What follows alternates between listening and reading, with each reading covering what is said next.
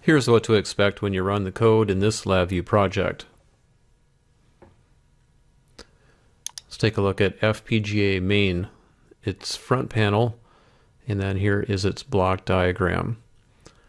I'm going to run in simulation mode, and if necessary you can select the execution mode as simulation mode instead of on the FPGA target.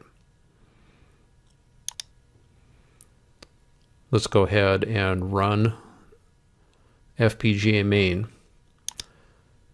Now this contains calls to two sub-VIs. Let's open up both of these. One is a higher speed counter and one is a slower speed counter.